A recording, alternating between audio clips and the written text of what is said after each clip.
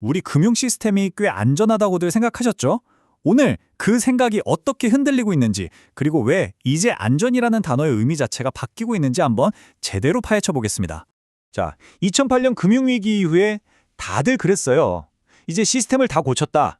안심해도 된다고요. 근데요, 리스크는 사라진 게 아니었습니다. 그냥 아주 교묘하게 다른 얼굴을 하고 나타난 거죠.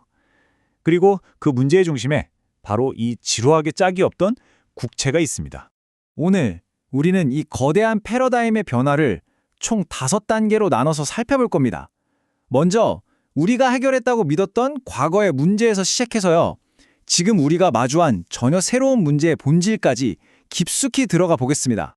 그럼 먼저 시계를 좀 뒤로 돌려보죠. 2008년 글로벌 금융위기가 터진 직후로 말입니다. 그때 우리가 내놓았던 해법이 어떻게 오늘날의 문제를 만들었는지, 이걸 이해하는 게 모든 이야기의 시작점입니다.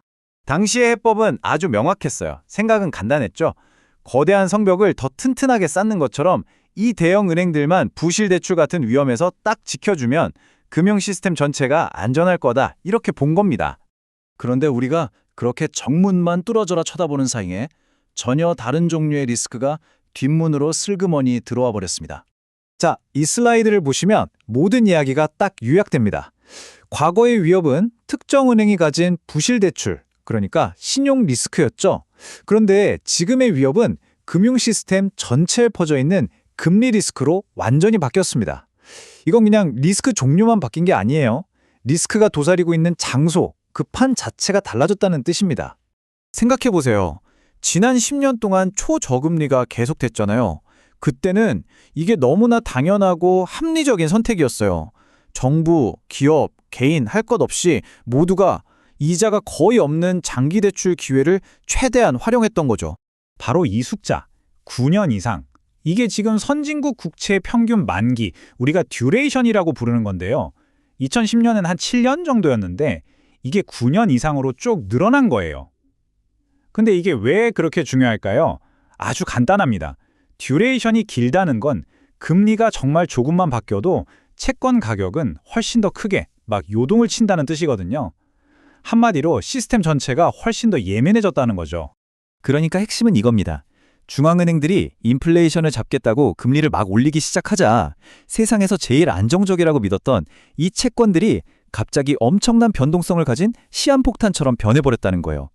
그리고 이건 그냥 교과서에나 나오는 얘기가 아닙니다. 실제로 2020년 미국 국채시장이 흔들렸던 일, 2022년 영국 국채시장 위기, 그리고 작년 실리콘밸리 은행 붕괴까지 우리는 이 새로운 리스크가 전 세계 시장에서 진짜 금융위기를 일으키는 걸 똑똑히 봤습니다. 그럼 다음으로 넘어가서 이 문제의 가장 핵심적인 퍼즐 한번 맞춰보죠. 도대체 어떻게 지구상에서 가장 안전하다는 자산이 위기의 진원지가 될 수 있는 걸까요? 문제는 비정상적 수요 반응이라는 현상에서 시작됩니다. 이게 시장의 기본 상식을 완전히 뒤엎는 개념인데요. 보통 자산 가격이 떨어지면 와, 싸다 하면서 사려는 사람이 몰려들어야 하잖아요. 근데 정반대로 더 많은 사람들이 위험하다고 생각해서 너도 나도 팔아치우면서 가격 하락을 더 부채질하는 거죠. 바로 이 현상이 시장이 스스로 충격을 흡수하는 기능을 잃어버렸을 때 나타나는 그야말로 파멸의 고리인 셈입니다. 자, 이 악순환이 어떻게 돌아가는지 한번 볼까요? 1단계, 금리가 오르면서 안전자산인 채권 가격이 떨어집니다. 2단계, 빚을 내서 투자했던 기관들이 담보 가치가 떨어지니까 추가 증거금을 내라는 마진콜을 받게 되죠. 3단계, 당장 현금을 만들어야 하니까 가장 팔기 쉬운 자산, 바로 그 안전한 채권을 어쩔 수 없이 내다 팔기 시작합니다. 그러면 4단계 이 매도 물량이 쏟아지면서 채권 가격은 또 폭락하고 이 과정이 계속 반복되는 겁니다. 자, 그럼 이런 위험을 알게 된 정책 당국은 과연 어떤 해결책을 고민하고 있을까요? 해결책 중 하나는 시장의 배관, 그러니까 인프라 자체를 손보는 겁니다. 거래 시스템을 더 투명하게 만들거나 더 많은 사람들이 직접 거래하게 만들자는 거죠. 하지만 이게 만병통치약은 아니에요. 왜냐하면 위기가 닥쳐서 아무도 사려고 하지 않는다면 배관이 아무리 좋아도 물이 흐르지 않는 것과 똑같기 때문입니다. 바로 이 지점에서 중앙은행은 아주 어려운 질문과 마주하게 됩니다. 중앙은행의 딜레마가 바로 이겁니다. 너무 빨리 첫 번째 대응으로 개입해버리면 시장에 괜찮아, 사고 쳐도 중앙은행이 구해주겠지 하는 위험한 신호를 줄 수 있어요. 이걸 도덕적 해이라고 하죠. 반대로 최후의 보루 역할만 하겠다고 너무 늦게까지 기다리다가는 시스템 전체가 무너지는 걸 그냥 지켜봐야 할 수도 있습니다. 정말 어려운 선택이죠. 이 모든 논의는 결국 우리를 지금 금융 안정성의 현주소에 대한 아주 냉정한 결론으로 이끌고 있습니다. 결론은 우리가 예전에 쓰던 그 낡은 금융 플레이북은 더 이상 통하지 않는다는 겁니다. 우리는 지금 새로운 시대에 살고 있고 우리가 경제나 금융 시스템에 대해 아직 모르는 게 너무 많다는 걸 인정해야만 하는 그런 시대에 와 있는 거죠. 이 말이 바로 세계 최고의 경제 석학들이 내놓은 핵심 메시지입니다.